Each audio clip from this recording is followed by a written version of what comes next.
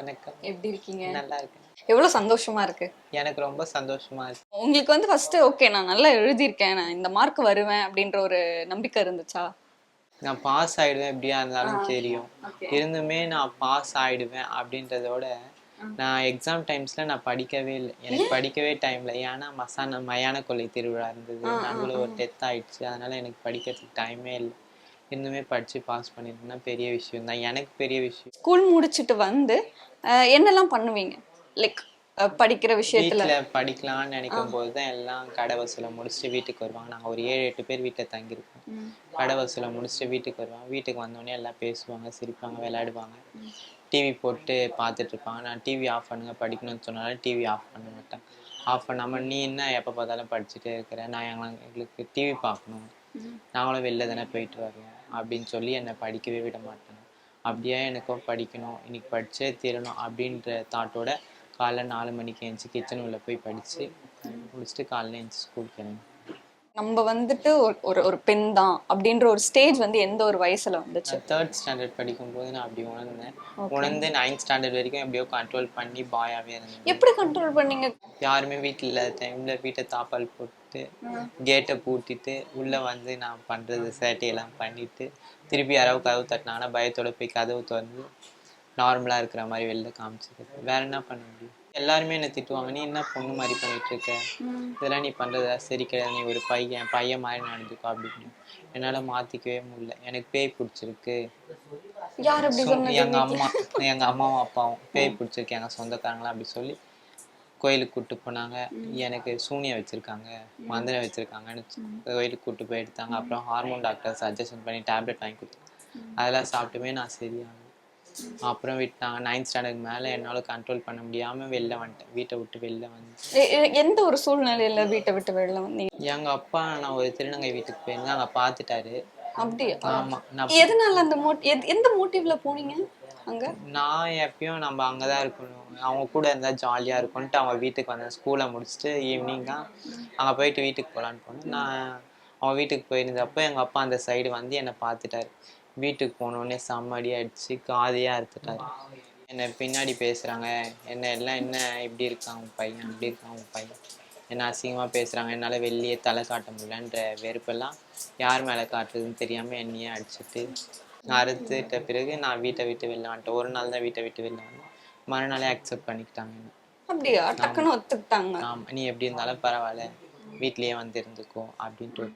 அதுக்கப்புறம் எப்போ இந்த மாதிரி கம்ப்ளீட்டாக மாறுறீங்க? அதுக்கு அடுத்து வீட்டை விட்டு வெளில வந்தோடனே நான் வீட்டில் வந்து சுடிதார் போட்டு தான் வீட்டுக்கு போனேன். சேவாப்பா வீட்டில் டக்குன்னு அக்செப்ட் பண்ணிக்கிட்டாங்க, எதுவும் சொல்லலை? ஆமாம், உன்னை விட்டு எங்களால் இருக்க முடியல, நீ எப்படி இருந்தாலும் எங்கள் கூடயே இருந்துக்கும் அப்படின்ட்டு அக்செப்ட் பண்ணிட்டேன். ஓகே. அதுக்கப்புறம் எந்த ஒரு எப்போ நீங்கள் வந்து இப்போ நீங்கள் இருக்கீங்கல்ல திருநங்கை சமூகத்துக்கூடயே சேர்ந்து ஒன்றி வாழ்ந்துக்கிட்டு இருக்கீங்க, அந்த சூழ்நிலை எப்போ உருவாச்சு? அதுதான் வீட்டை விட்டு வெளில வந்தேன். ஒரு நாள் போயிருந்தேன்.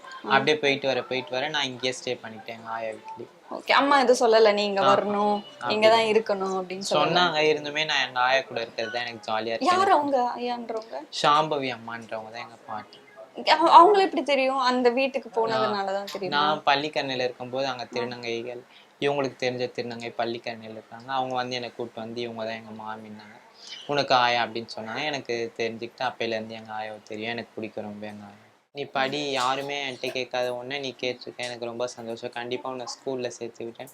அவங்களுடைய சகோதரி அனுஸ்ரீ அம்மான்றவங்க கையில் சொல்லி என்னை ஸ்கூலில் ஜாயின் பண்ணி விட்டாங்க. எனக்கு ரொம்ப சந்தோஷம். அவங்க தான் எனக்கு சாப்பாடு, ட்ரெஸ்ஸு, தங்குற இடம் எல்லாமே அவங்க தான் பார்த்துக்கிறாங்க. எப்படி ஃபஸ்ட்டு போய் ஸ்கூல் ஜாயின் பண்ணீங்க? ஏதாவது சொன்னாங்களா ஸ்கூல் சைட்லேருந்து? ஸ்கூல் போய் ஜாயின் பண்ணும்போது நீங்களாம் எப்படி ஸ்கூல் உள்ள வரலாம், உங்களை யார் ஸ்கூலில் உள்ள விட்டது, உங்களுக்குலாம் அட்மிஷன் தரக்கூடாது, நாங்கள் அப்படி அட்மிஷன் தரணும்னா நாங்கள் சிஓ டிஓ அவங்களெலாம் கேட்டு தான் தரணும். நாங்கள் ஸ்ட்ரெயிட்டாக சிஓ டிஓ கையிலே போயிட்டோம். அவங்க பிஏ தான் இருந்தாங்க. போங்கம்மா நான் கால் பண்ணி சொல்கிறேன்னொடனே எனக்கு அட்மிஷன் போட்டு ஸ்டடீஸ்க்கு ஸ்டார்ட் பண்ணிட்டேன். ஓகே. அதுக்கப்புறம் எல்லாமே சரியாயிடுச்சு. அங்கே ஃப்ரெண்ட்ஸ் எல்லாம் எப்படி? எல்லாருமே நல்லா பழகுனாங்களா?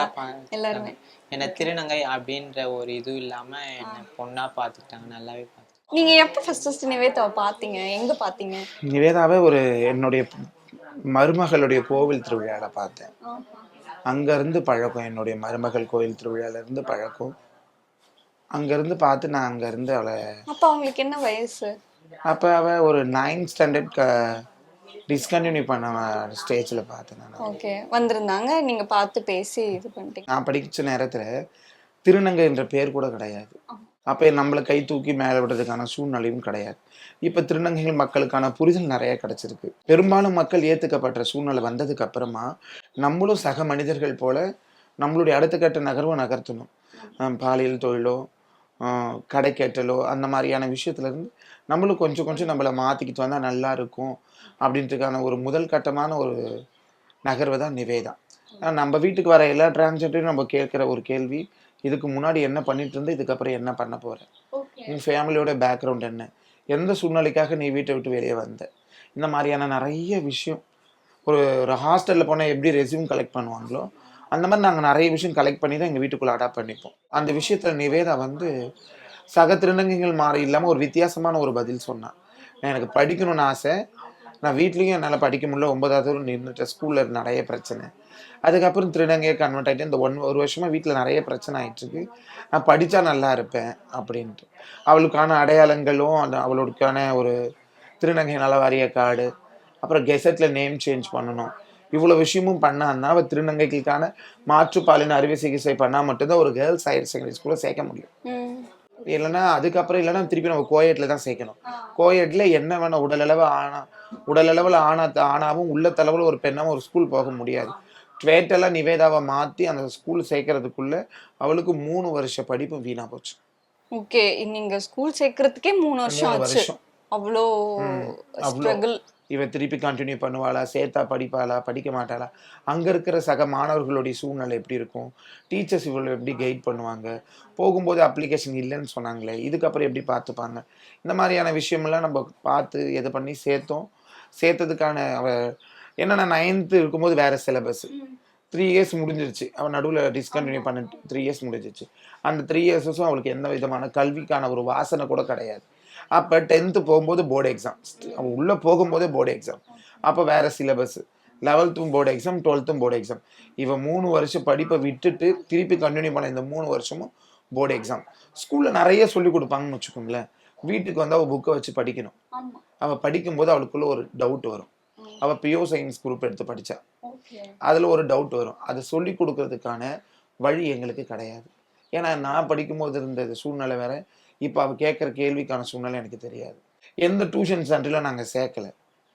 ஏன் சேர்க்கலைன்னா அந்த டியூஷன் எடுக்கிற அம்மா என்ன சொல்கிறாங்க, எங்கள் வீட்டுக்கார திட்டுவார், மற்ற எனக்கே ஒரு 10 பிள்ளைங்க கேட்டோம். 2 இடத்துல கேட்டோம். அவங்க பேரை சொல்ல விரும்பலை. 2 இடத்துல கேட்டோம். ஒரு நாள் இவ டியூஷனுக்கு போனால் மறாவது நாங்கள் எங்கள் ஊரோட போகிறோம், இங்கே கிடையாதுன்ட்டாங்க. நாங்கள் டியூஷன் ரெகுலராக போச்சு. சரி வேண்டாம் டியூஷன் சென்டர்லாம், உன்னால் முடிஞ்சால் படி அப்படின்னு சொன்னோம். எங்கள் சமூகத்தில் இருந்து இவ்வளோ ஒரு நெருக்கடி. ஒரு திருநங்கை வீட்டில் 4 பேர் பெக்கிங்கு போவ பேக் எடுத்துகிட்டு போவாங்க, ஒரு ஸ்கூலுக்கு போவ பேக் எடுத்துகிட்டு போவா, அது ஒரு மாற்றம். எவ்வளோ ஒரு டிஃபரன்ஸ் இல்லை, ஒரு மாற்றம் தானே. இவளுக்கு இருக்கிற அந்த ஒரு சந்தோஷமான நிலைமை எல்லாருக்கும் கிடைக்கணும். கண்டிப்பாக. இப்போ நிறைய எனக்கும் நிவேதாவை வளர்த்தோம் போகணுன்றதுனால நிவேதாவால் தான் நான் தாய்மை அடைஞ்சேன். ஒரு பேரண்ட்ஸ் மீட்டிங் போவேன். நல்லா இருக்கு. ஆமாம்மா, நான் மற்ற திருநங்கைங்க மாதிரி நானும் பூ வச்சேன், பொட்டு வச்சேன், தன்னுடைய பாலினத்துக்காக மாற்று அறுவை சிகிச்சை எல்லாம் பண்ணிட்டேன். எல்லாம் பண்ணாலும் எனக்கு அந்த தாய்மை அடைஞ்ச பாடு இல்லை. என்னால் பாப்பை பெற்றுக்க முடியாது.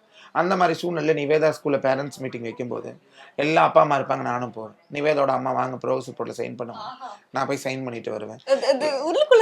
இருந்தது. ஏன்னா என்னுடைய ப்ரோக்ரஸ் ரிப்போர்ட் என் அப்பா அம்மாட்ட காட்ட நான் பயந்தேன். மார்க் கம்மியா இருந்தா நீ பொம்பளை மாதிரி பண்ற, கேட்டா அவனுக்கு கிண்டல் பண்றாங்கன்னு சொல்லுவேன், நீ ஒழுங்கா நடந்துக்கிறான்னு திருப்பி அவங்க படியும் சுமையை ஏன் மேலதான் வைப்பாங்க. அப்ப நான் பயந்தேன். இப்போ நிவேதாக்காக நான் போய் பேரண்ட்ஸ் மீட்டிங்கில் கையெழுத்து போட்டு வர்றதும், ஸ்கூலில் நடக்கிற சின்ன கல்ச்சுரல் ப்ரோக்ராம் போயிட்டு வர்றதும், எந்த ஸ்கூலில் அட்மிஷன் கொடுக்க மாட்டேனாங்க அதே ஸ்கூலில் அவள் ஸ்கூல் பீப்புள் லீடராக இருந்ததும் நிறைய மாற்றம். அந்த ஸ்கூல் பீப்புள் லீடருக்காக ஒரு எலெக்ஷன் வச்சு அந்த எலெக்ஷனில் ஜெயிக்க வச்சு ஒட்டுமொத்த ஒரு ஸ்கூலும் அவளை வின் பண்ண வச்சு நிறைய விஷயம் நடந்தது. நிறைய அந்த கல்ச்சுரல் ப்ரோக்ராமில் அவளை பார்ட்டிசிபேட் பண்ணது, ஸ்டேட் டிஸ்ட்ரிக்ட் லெவலில் போனதெல்லாம் ஒரு திருநங்கையோ ஸ்கூல் உள்ளே போய் தைக்கத்தோடு போன பொண்ணு இத்தனை மாணவிக மத்தியில் இருந்து அவள் ஃப்ரெண்ட்ஸ் சப்போர்ட், ஸ்கூல் டீச்சர்ஸ் சப்போர்ட்டால் தான் வந்தேன். எனக்கு மார்க்கை பற்றின எந்த கவலையும் கிடையாதுமா. என்னுடைய சமூகத்தில் என் வீட்டில் இருந்து படித்த சூழல் எனக்கு மட்டும்தான் தெரியும், அது அடுத்தவங்களுக்கு தெரியாது. என்னுடைய சமூகத்தை சார்ந்த என் பொண்ணு என் வீட்டில இருந்து படித்த சூழலில் எடுத்த மார்க் எனக்கு சந்தோஷம். நான் ஒரு மதிப்பெண்ணை வச்சு என் குழந்தைய நான் இறக்க விரும்பலை. இதுக்கப்புறம் அவளுடைய முன்னேற்றங்கள் நிறையா நிறைய விஷயத்துல மாற்றம் கொடுக்கும்னு நான் நினைக்கிறேன். மார்க் எடுத்து பாஸ் பண்ணிட்டா அது இல்லாம நான் போயிட்டு ப்ராக்ரஸ் ரிப்போர்ட்ல சைன் பண்ணும்போது நான் ஒரு தாய்மை அப்பதான் உணர்ந்தேன். அது ஒரு பயங்கரமான ஃபீல் ஆக்சுவலி. அது நீங்க சொல்றப்ப எனக்கு ரொம்ப ஆச்சரியமா இருக்கு. லைக் எந்தெந்த விஷயத்தெல்லாம் நிவேதா விஷயத்துல நீங்க நினைச்சு பெருமைப்பட்டிருக்கீங்க? ஓகே.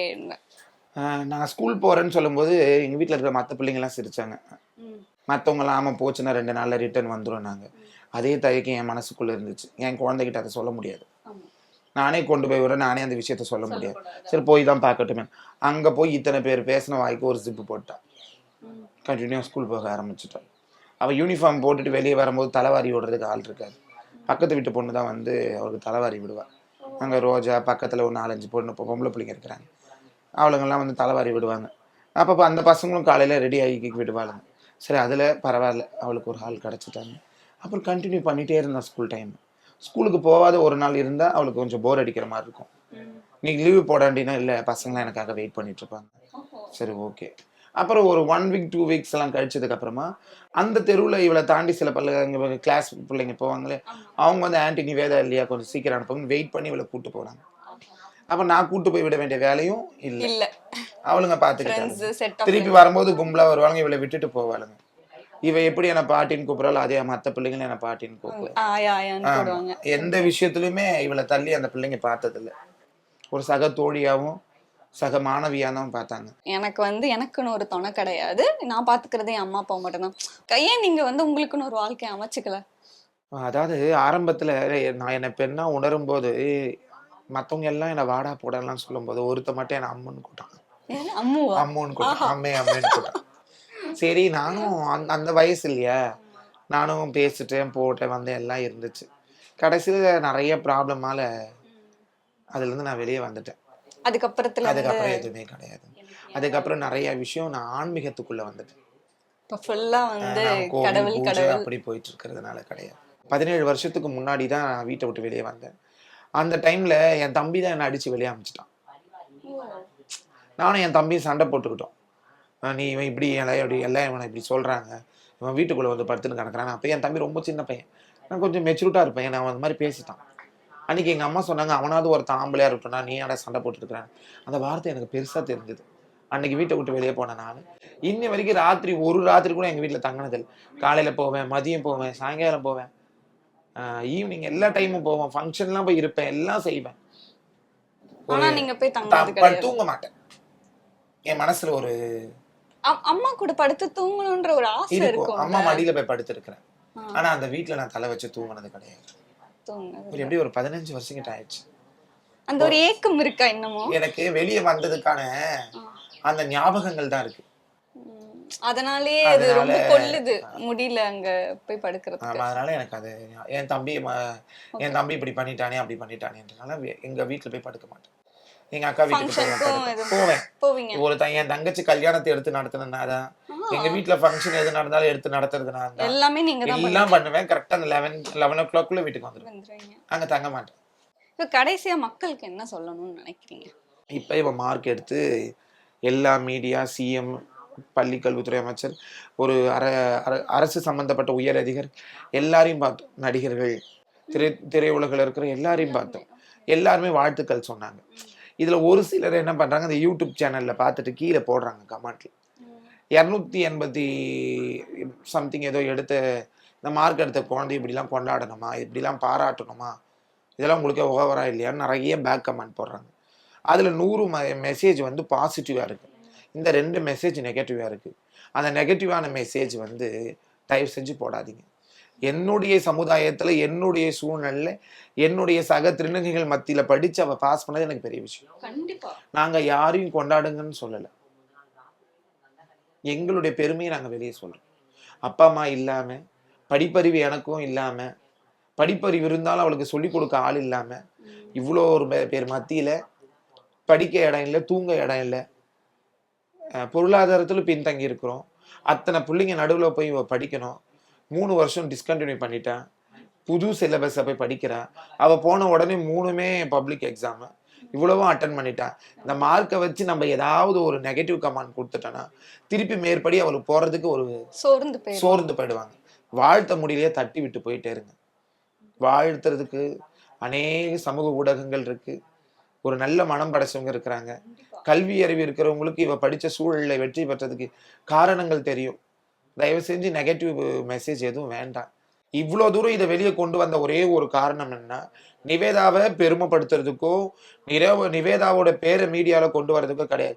இந்த வருஷம் நிவேதா, அடுத்த வருஷம் 4 நிவேதா பப்ளிக் அட்டென்ட் பண்ணணும். அது மட்டும் தான் எங்களோட ஆசை. ரொம்ப அருமையா பேசுனீங்க, ரொம்ப நன்றி. மென்மேலும் உங்களோட படிப்புக்கும் வந்து ஆல் தி பெஸ்ட், கங்க்ராட்ஸ். சீக்கிரமா போய் காலேஜ் ஜாயின் பண்ணுங்க. நீங்க ஒரு நல்ல நிலைமைக்கு வந்து மறுபடியும் நாங்க வந்து ஒரு இன்டர்வியூ எடுப்போம் இந்த நிவேதாவை. ஓகே, நன்றிம்மா. நன்றி.